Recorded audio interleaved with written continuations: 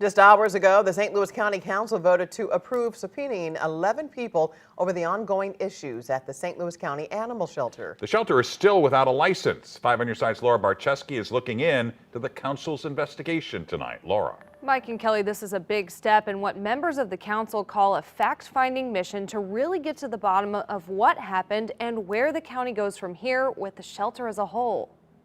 The St. Louis County Council is trying to get answers about a series of issues with the St. Louis County Animal Shelter. Since the APA turned the shelter back over to the county, 19 dogs with parvovirus were euthanized, and the shelter failed license inspection 3 times. As Councilman Harder pointed out last week, we've had a continuous license since 2016.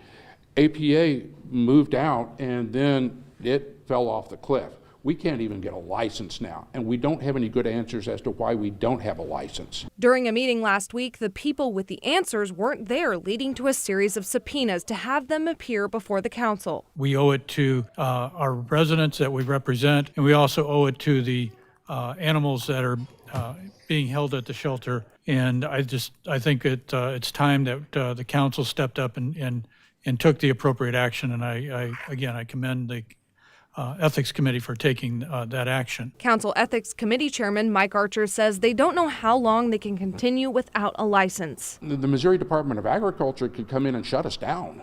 And that's what's scary, because then what happens to the animals? Is bringing the APA back in an option to stabilize? Is that not sustainable? Is that why they're no longer in the picture now? You know, I don't know on that.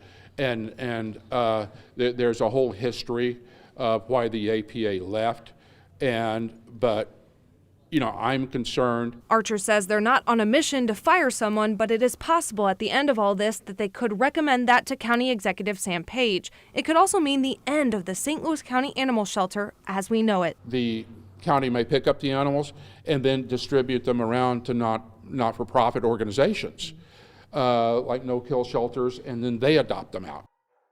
The next step is to set a date for the meeting where all 11 people who will be served a subpoena will have to appear in front of the council and testify.